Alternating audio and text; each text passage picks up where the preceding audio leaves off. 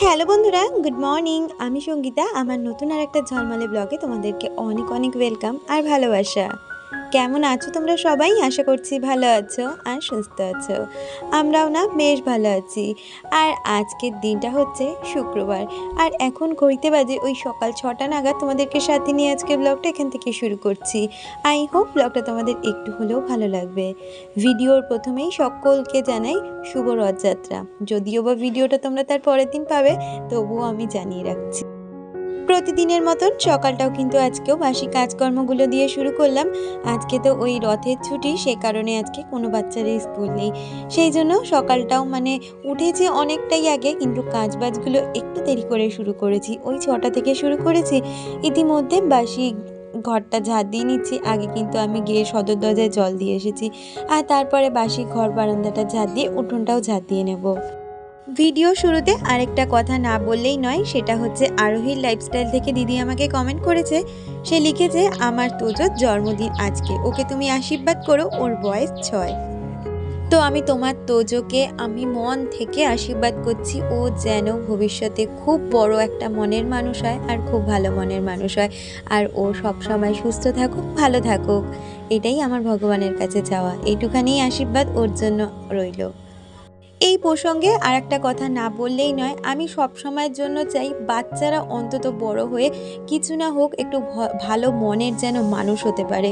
দেখো, আমরা মা বাবারা বাচ্চাদের জন্য অনেকটাই কষ্ট করি, তাদের পড়াশুনোর জন্য হলেও যতটা নিজেদের সাধ্যের বাইরে গিয়ে অনেক সময় করে থাকি। তো পড়াশোনা করে তারা তো নিজেদের জন্য একটা স্টাবলিশ হবেই, চাকরি বাকরি করবে, কিন্তু সবার আগে কি জানো তো, একটা ভালো মনের মানুষ হতে হবে। আর সে যদি ভালো মনের মানুষ না হতে পারে, সে যত বড়ই চাকরি করুক না কেন, সে যত টাকাই মাস গেলে ইনকাম করুক না কেন, সেটা কিন্তু তার কাছে ব্যর্থ হয়ে যাবে। সে কারণে আমি কিন্তু আমার তোজোকেও সবসময় বলি, তুই কিছু হতে পারিস যা না পারিস, অন্তত একটা ভালো মনের একটা সৎ মানুষ হোস। তো যাই হোক, বাসি কাজগুলোর সাথে সাথে অনেকগুলো গল্পই তোমাদের সাথে করে ফেললাম। আর ইতিমধ্যে কিন্তু আমার স্নানটাও সারা হয়ে গেছে। স্নানের সময় অল্প করে জামা কাপড় ছিল, সেগুলো কেচে দিয়েছি আর এখন সেগুলো মেলে দিচ্ছি। আর কালকেও বেশ কিছু জামা কাপড় ছিল, সেগুলো না এখনও পর্যন্ত শুকায়নি। ওই যে বললাম আকাশটা একদমই ভালো যাচ্ছে না, আজকেও কিন্তু আকাশটা যে ভালো ছিল সেটা নয়। ওই একটু করে বৃষ্টি হচ্ছে, একটু করে রোদ উঠছে, বারবার করে জামা কাপড় ওঠানামা করাতেই হচ্ছে। আর এদিকে জামা কাপড়গুলো মেলে তারপরে পুজোটা সেরে নেবো। আজকে তো রথযাত্রা, একটু জগন্নাথ দেবকেও দিতে হবে। এইদিকে গাছ থেকে বেশ কিছু ফুল তুলে নিচ্ছি।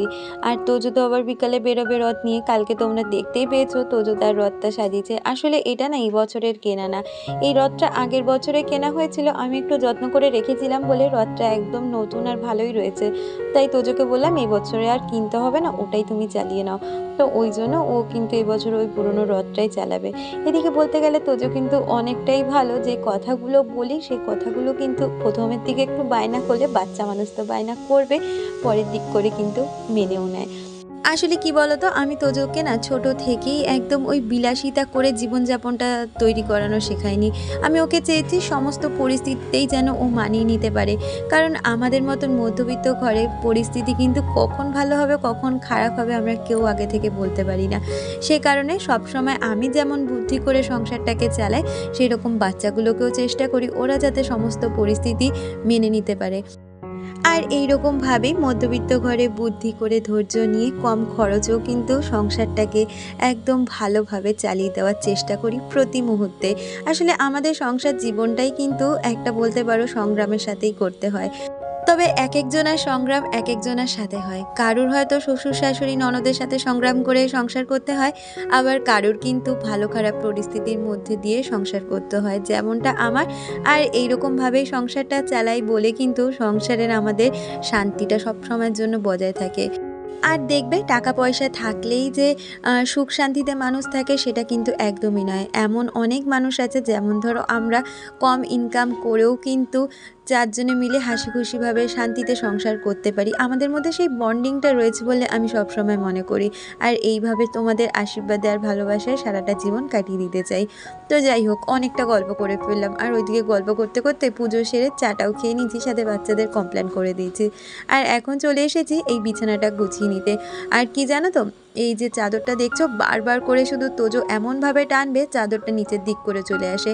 আর তোমরা তো জানোই আমি এরকম কুঁচকানো বিছানার চাদর দেখতে পারি না, বা এরকম একদিক ঝুলে বেশি থাকে একদিন কম থাকে ওইরকম আমি বিছানা দেখতেই পাই না, আমার যেন খুব অস্বস্তি লাগে। সে কারণে আজকেও চাদরটাকে তুলে ভালো করে আবার পেতে দিচ্ছি ঝেড়ে। আমাকে রোকেয়া খাতুনদি কমেন্ট করেছে, সে লিখেছে দিনের বেলা কাজগুলো যেমন দেখাচ্ছেন ঠিক তেমনই বিকালের থেকে রাত পর্যন্ত কি কি কাজ করেন আপনি আমি সেটার ভিডিও দেখতে চাই। নিশ্চয়ই দিদি, আমি আমার বিকালের ডেলি রুটিন একদিন তোমাদের সাথে শেয়ার করব। আসলে কি বলতো, সকালের দিকে যেই কাজগুলো থাকে বিকালের দিকে এত কাজ আমার থাকে না, বা কাজের প্রেশারও থাকে না। তবে বিকালের দিকে কম বেশি কাজ তো আমার থাকে, সেই কাজগুলো নিয়ে তোমাদের সাথে একদিন ভিডিও শেয়ার করব আমি বিকালে কি কি রুটিন ফলো করি। আর এইদিকে দেখো কথা বলতে বলতে আমি কিন্তু বিছানাটা গুছিয়ে এখন তোজোকে একটু পড়িয়ে নিচ্ছি। দুষ্টু অনেকটা বড় হয়ে গেছে, ও নিজের পড়াটা নিজেই করে নিতে পারে, কিন্তু তোজোকে না এখনও ধরিয়ে ধরিয়ে পড়াতে হয়। মানে এতটা দুষ্টুমি করে পড়াশুনোর সময়, না ধরিয়ে করলে করবেই না। আবার তার মধ্যে সামনেই আসছে এক্সাম, তো ওটা নিয়ে একটু চিন্তায় আছি। আর এদিকে আজকে বাজার থেকে আমার হাজব্যান্ড এনেছিল কচুরি, তো এদিকে দেখো সবাইকে কচুরি দিয়ে দিচ্ছি। এখানে বলে রাখি আমি কিন্তু সকালে এত ভারী ব্রেকফাস্ট করি না, তবে খাবো না সেটা কিন্তু নয়, আমি হাজব্যান্ড যখন রয়েছে আমাকে জোর করে হলেও একটা কচুরি খাওয়াবে, তো ওর সাথেই শেয়ারে খাবো, নিজের জন্য আর আলাদা করে কিছু নেব না, এইভাবে খেয়ে থাকি। আর আজকে এসে গেছিলো সপ্তাহের আমার সবজি বাজারটা। তবে কি জানো তো, আজকে ওই রথযাত্রার জন্যই আমার আজকে তোজোকে অনেকটা সময় দিতে হয়েছে, কোনো সবজি বাজারই গুছাতে পারিনি। শুধু আজকে ধুয়ে সমস্ত কিছু জল ঝরিয়ে রাখবো, কালকে এগুলোকে আবার যেমনভাবে আমি গুছিয়ে রাখি সেইভাবেই গুছিয়ে রাখবো সবজি বাজারকে। আমাকে চিয়াশ্রীদি কমেন্ট করেছে, সে লিখেছে তুমি খুব সিম্পল, এটা আমার খুব ভালো লাগে। আর তুমি যে আমার নাম নেবে আমি ভাবতেই পারিনি। কেন দিদি, আমি তো সবার নাম নিয়ে থাকি, তোমার নাম কেন নেব না? এখনও অত বড় সেলিব্রিটি হয়ে যায়নি যে কারোর নাম পড়বো না বা কারোর নাম নেব না। যদিও বা তোমাদের ভালোবাসায় ভগবানের আশীর্বাদে নিজেকে একটা জায়গায় এস্টাবলিশ করতে পারি, তবুও তোমাদের আমি নাম নেব, কারণ তোমাদের থেকে যে ভালোবাসাগুলো পাই আমি, সেগুলো কখনোই অস্বীকার করার নয়। তো এইভাবে তোমরা সব সময় আমার পাশে থেকো। আর আজকে যেহেতু জগন্নাথ দেবের পুজো রথযাত্রা, সেই কারণে হাজব্যান্ড বলল আজকে কোনো আমিষ ঘরে ঢোকাবো না, আজকে তুমি নিরামিষ কিছুই রান্না করে নাও। তাই এক পদই রান্না করব, আজকে একটু সোয়াবিন রান্না করেছিলাম। আর সোয়াবিনটা কি জানো তো, বাচ্চারা ভীষণ ভালো খায়, সেই জন্য ভাবলাম এক পদ যখন রান্না করব একটু সোয়াবিনই করে নিই, তাহলে এটা দিয়ে খাওয়া হয়ে যাবে। সেই জন্য আজকে সোয়াবিন করব আর ভাত। ওইদিকে সোয়াবিন আলুটা একটু হালকা করে সিদ্ধ বসিয়ে দিয়েছি, আর তারপরে এদিকে কাঁচা লঙ্কা আদা আর একটু জিরের গুঁড়ো দিয়ে ভালো করে মিক্সারে ওটা ব্লেন্ড করে নিলাম মশলাটা।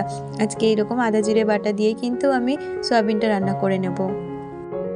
আর পিয়ালি আমাকে লিখেছে, দি খুব ভালো লাগলো, তুমি ভালো থেকো, কোনো কিছু নিয়ে চিন্তা করবে না, লাভ ইউ পিয়ালি। আসলে কি বলতো, চিন্তা করবে না এই কথাটা আমরা সবাই সবাইকে কম বেশি বলে থাকি, তবে আমাদের জীবনে কি চিন্তা বলে কিছু নেই? তুমিও তো নিজে সংসার করো, বলো, সংসারে থাকতে গেলে আমাদের নানা দিক নিয়ে চিন্তা, কখনো স্বামীর দিক থেকে, কখনো বাচ্চার দিক থেকে, তো চিন্তা নিয়েই কিন্তু আমাদের জীবনটা কাটিয়ে দিতে হয়। চিন্তা করো না এই কথাটা আমরা সবাইকে বলে থাকি, তাই না?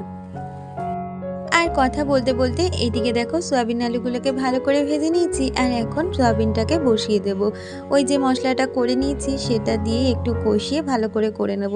আসলে সয়াবিন রান্নাটা না, আমি সত্যি কথা বলতে নিরামিষটা খুব একটা ভালো করতে পারি না, এটা আমার হাজব্যান্ড ভীষণভাবে ভালো করে। আমি আবার এই সয়াবিনটা যদি একটু আমিষভাবে করি পেঁয়াজ আদা রসুন দিয়ে, তখন খুব ভালো হয়। তবে করতে তো হবেই, না করলে সব খাবে কি? আর একটা দিন হাজব্যান্ডের ছুটি থাকে, সেদিন আর ওকে বলতেও পারি না যে তুমি এটা একটু রান্না করো, নিজেরও বড্ড খারাপ লাগে, তাই আমি করে নিয়েছি। তবে খুব খারাপ যে হয়েছে সেটা নয়, তবুও আমার হাজব্যান্ড এটা খুব ভালো রান্না করে। আর এদিকে রান্না বান্না শেষ হয়ে গেছে, আর এই যে রান্নাঘরটাকেও এখন সুন্দরভাবে পরিষ্কার করে নিচ্ছি। আমাকে ঝুমা কমেন্ট করেছে, সে লিখেছে তোমার ভিডিও দেখতে খুব ভালো লাগে, তোমার কথাগুলো খুব সুন্দর। থ্যাংক ইউ ঝুমা, এইভাবে তুমি আমার পাশে থেকো। আর নবিতা আরবিদি কমেন্ট করেছে, সে লিখেছে খুব ভালো লাগলো ভিডিওটা, সঙ্গীতা নিজে শরীরের যত্ন নিয়েও ভালো থেকো।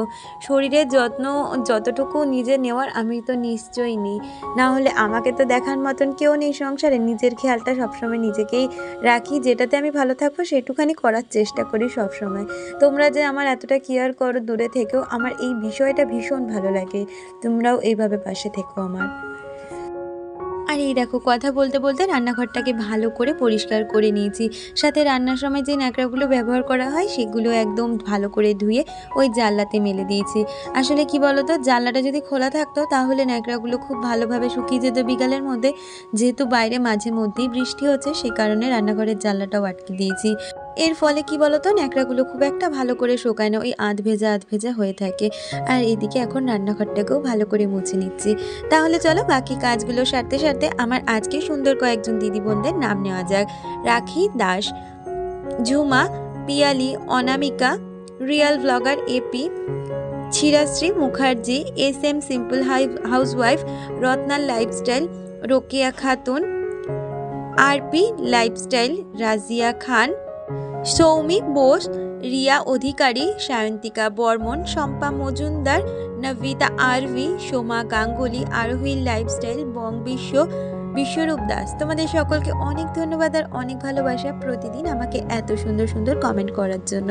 তোমরা প্রতিদিন আমার সাথে এইভাবেই থেকো। আর এই যে কথা বলতে বলতে এখন এই শ্বশুরমশাইয়ের ঘরটাকেও পরিষ্কার করে নিতে এসেছি। আসলে সকালের দিক করে না এই ঘরটা পরিষ্কার করতে পারিনি, কারণ বাচ্চারা ওই ঘরটায় পড়তে বসেছিল আর আমার হাজব্যান্ড এই ঘরটা একটু রেস্ট নিচ্ছিল। আসলে কি বলতো, আমাদের তো একটা ঘরেই টিভি খাট সমস্তটা, তাই বাচ্চাদের পড়ার সময় তো টিভি চালানো যায় না। আমার হাজব্যান্ড এই ঘরে এসে একটু ফোন দেখে, তো তাই সেই জন্য সকালবেলাটা ওই ঘরটা পরিষ্কার করতে পারিনি। আর এখন এই দেখো বিকালের সময় তোজো রথ নিয়ে বেরিয়ে পড়েছে। আর তারপরেও একটু বিকালের দিক করে বাইরে বেরিয়েছিলাম। আজকে যেহেতু রথ, জিলেপি আর পাঁপড় ভাজা আনার উদ্দেশ্যে, তো বেরিয়েই দেখলাম বিশাল একটা রথ রাস্তা দিয়ে যাচ্ছিল, তারই একটা ভিডিও তোমাদের সাথে শেয়ার করে দিলাম। আর বাড়ি ফেরার পথে এরকম পাঁপড় ভাজা আর জিলিপি নিয়ে এসেছিলাম। আর তার মধ্যে দেখছি কি রাস্তায় এরকম রথের খিচুড়ি দিচ্ছে। খিচুড়ি কি আর আমি ছাড়তে পারি? তাই আমিও সোজা খিচুড়ি নিয়ে চলে এসেছি। এটা দিয়ে আজকে ডিনার হয়ে যাবে। তাহলে বন্ধুরা আজকের ভিডিওটা এই পর্যন্ত রাখছি, দেখা হচ্ছে পরবর্তী ভিডিও।